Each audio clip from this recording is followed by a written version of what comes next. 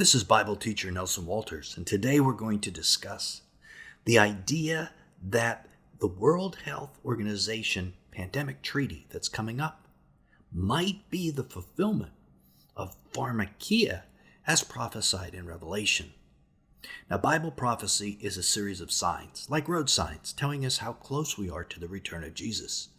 We should buckle up, because if Jesus truly is coming soon, then we should start seeing a number of these prophecies being fulfilled in the near future.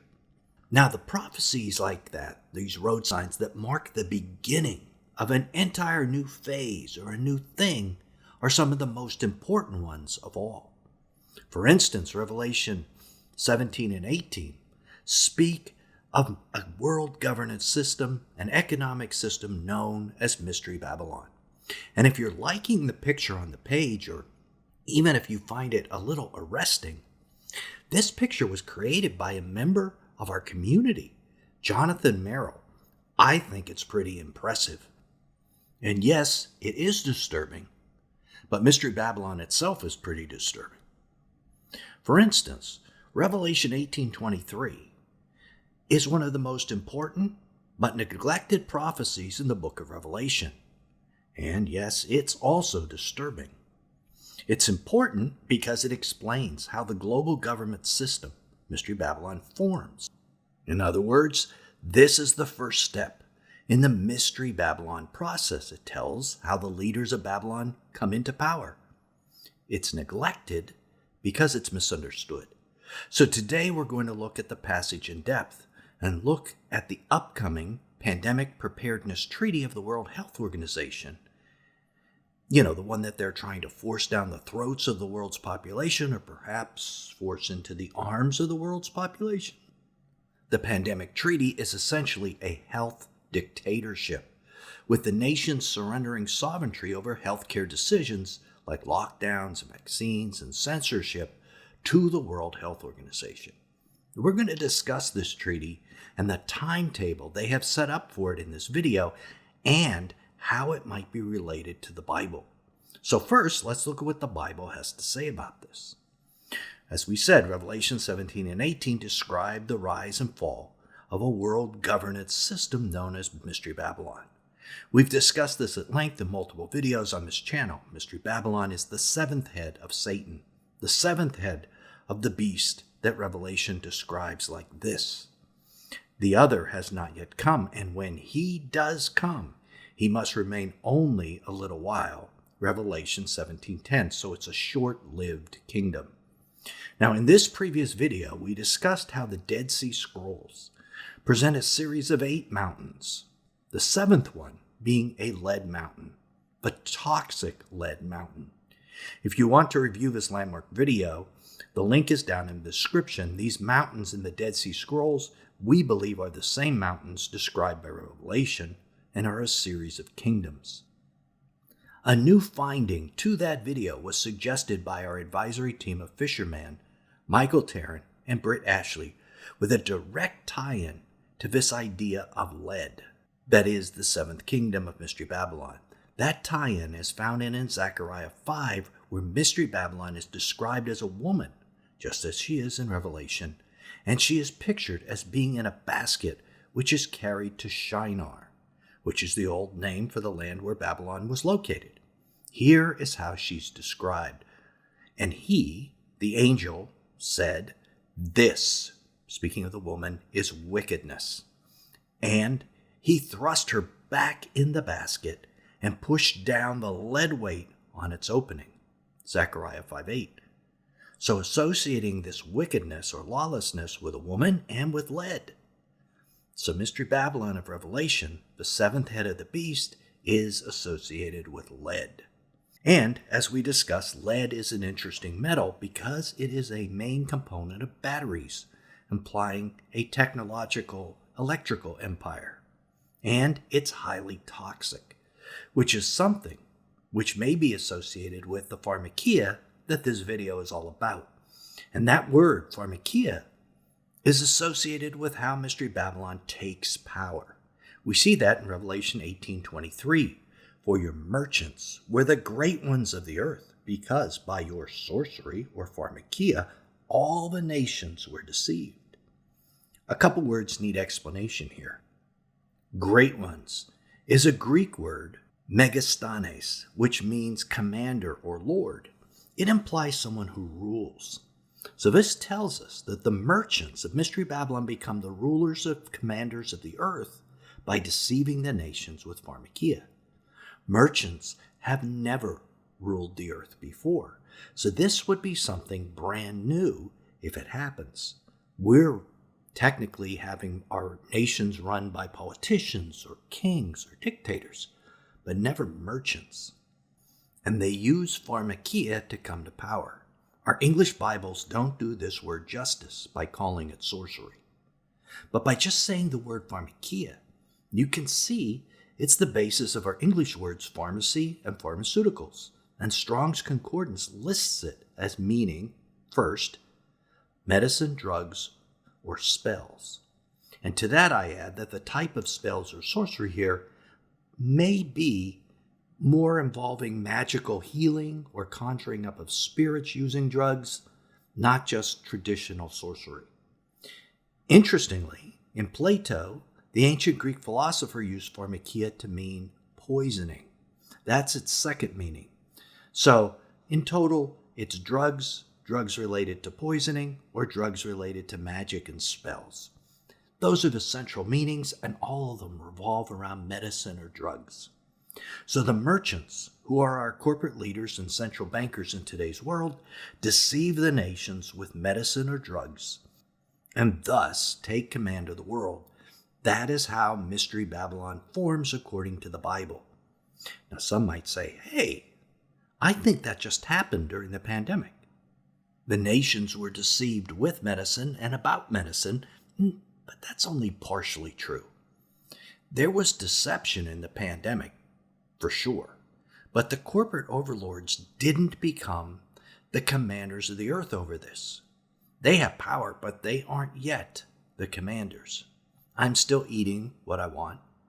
I'm not taking any medicines. I could still attend church. In fact, I can have a church take place in my house. So they aren't in charge just yet, because those are things that will probably go away. Now, in some ways, the pandemic may have been a trial run of what's coming in the future.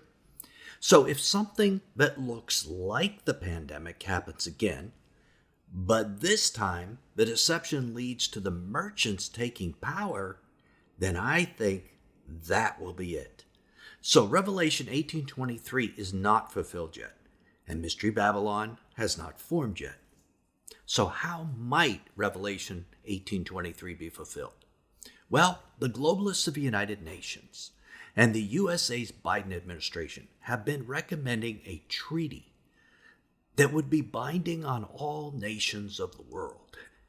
And that's what caught my eye. It would potentially deceive the nations, just like Revelation 18:23 states. And it might involve medicines, since it's a healthcare treaty. So that is my theory, that this proposed pandemic preparedness treaty will pass, and that the World Health Organization will take charge of healthcare decisions worldwide. They then will be able to command all citizens of the world to take a new medicine, a pharmakeia, and that will cause the merchants to take control of the world somehow. Exactly how that happens, I'm not sure, but that's my theory. So this treaty is not the pharmakeia, but the treaty will give them the right to force it on everyone in the world. The treaty is very dictatorial. It's a health dictatorship. So let's start looking at this treaty. And although it is a treaty, they're calling it an agreement. Officially, they're calling it the World Health Organization Convention, Agreement, or other international instrument on pandemic prevention and preparedness and response. Wow, what a mouthful. Why are they calling it this? Well, many countries, like the USA, require their legislative bodies to sign off on treaties. So, if they call it something other than a treaty, they're thinking maybe they can slip slide by the legislatures and deceive the nations. This treaty failed on its first attempt back in May 2022. It came up for a vote, but thanks to some African nations who opposed it, it failed. Then the USA's Biden administration went to work and helped the WHO draft this current treaty. What does that tell you about what side the USA is on? Globalists or the people? Should be obvious. U.S. Senator Tom Tillis and his colleagues, however, introduced the No WHO Pandemic Preparedness Treaty Without Senate Approval Act. This legislation in the USA would require any convention or agreement coming from the World Health Organization be deemed a treaty and require the advice and consent of a supermajority of the Senate, which they would never get. This bill is currently in committee. It could pass, but given that the Bible seems to indicate this treaty is going to work, my guess is the legislation to stop it will fail somehow. That's just my opinion. However, regardless of what my opinion is, we should still pray for this bill to succeed. Now, why is this treaty so problematic that its implications might appear in prophecy and in the Bible? The reason is this particular treaty surrenders the authority of the nations to the World Health Organization for all things related to healthcare, like declaring a pandemic or declaring a health emergency. Something that doesn't even have to be a pandemic. They just have to say it's an emergency and it becomes one. They would control lockdowns, mandated medicines or vaccines, and those health emergencies can even be for things that aren't healthcare related, like climate change or psychological issues like gender issues. Additionally, they will be in charge of surveillance and eliminating disinformation. In other words, it will make censorship legal. In fact, according to the current version of the treaty, the WHO will not even have to provide information to the nation states about pandemics that are ongoing or health risks. They only have to provide them with the orders on what they are to do. Now, they don't want nations doing any of their own research, you see, so if they don't give them information, the nations can't do their own research. Can you believe that? Can you imagine the power that the WHO would acquire? Whoever controlled the WHO then would be in control of the world. So who does control the WHO? Gates. Bill Gates is the largest private investor in the WHO, and he and his Gates-controlled Gavi Vaccine Alliance amount to 17% of the total funding. That should tell you most of what you need to know. Realizing that the WHO is a branch of the UN should tell you the rest. So the WHO is being weaponized by the United Nations and corporations to assume control over the nations. They then desire to extend similar control to the UN itself, where corporate leaders and former government leaders like Barack Obama will be called thought leaders and will take the place of the nations on the Security Council of the UN. And at that point, the nations will have no individual authority at all. The UN and the WHO will control the whole show. Now, when is this treaty scheduled to happen? May 2024 at the World Health Assembly is the time and date for the showdown on this treaty. Circle that time on your calendar. It is a year from now.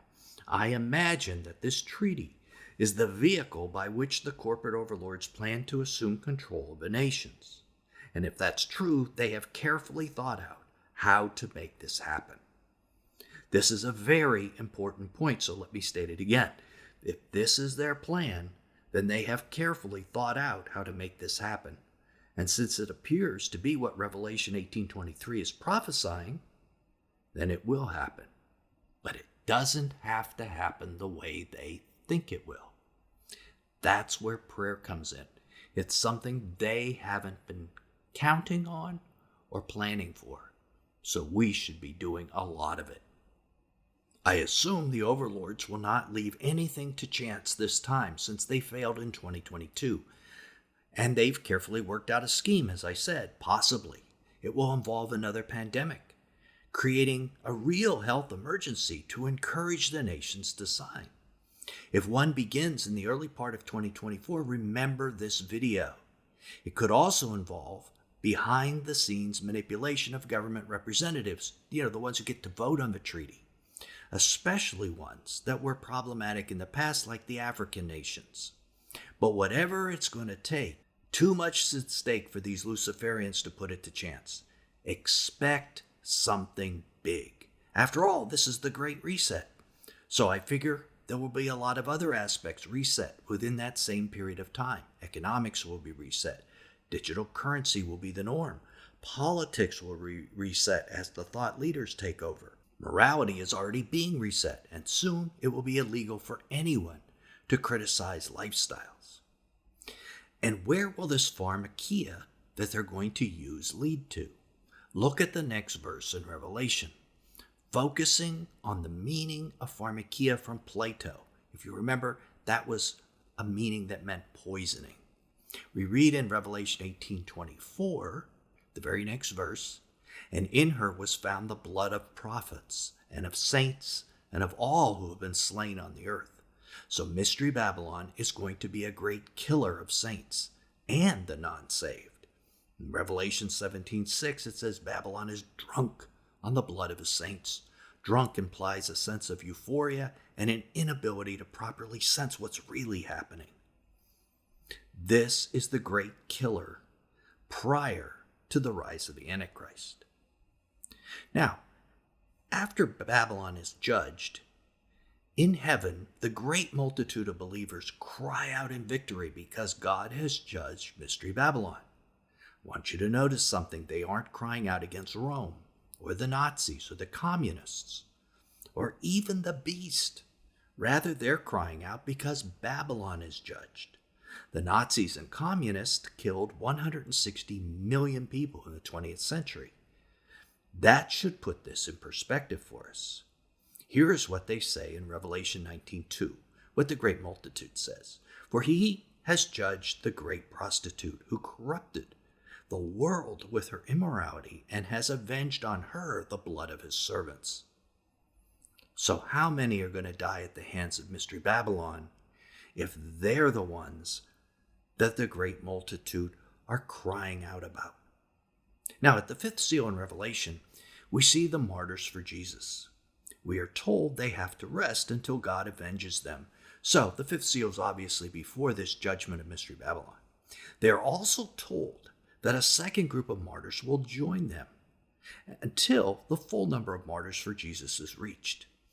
Now, I've always found this very interesting that there are two groups of martyrs, that they're divided. We can guess that this second group, after the fifth seal, are those killed by the Antichrist. And I assume the first group are those killed for their testimony and word of God by everyone else. This is an assumption, but I think it's a pretty good guess. And since we see that the saints in heaven are celebrating the judgment of Mystery Babylon, perhaps the majority of them are the ones killed by this great killer. And we can assume that a large number of the multitude were either killed by Babylon themselves or had loved ones killed by it because they're celebrating this. So how did the vast multitude in Revelation 19 get into heaven? Well, likely by means of the rapture, especially since the marriage ceremony of the Lamb is mentioned right after this. So the conclusion of all this that I have to come to is that Babylon will do its killing prior to any rapture, even prior to a pre-tribulation rapture if there is one. None of us should feel we will not experience this persecution. Now, what could have prevented this horror? Do you realize the prescription to avoid the Great Reset is in the ancient cycles of Shemitah years and Jubilee years in the Old Testament? And it's related to how Jesus will return, and specifically how he's going to undo the Great Reset. Click right here to see this video and discover God's plan for those who try to reset our world, what he's going to do to them. Till then, this is Nelson, and I'll see you there.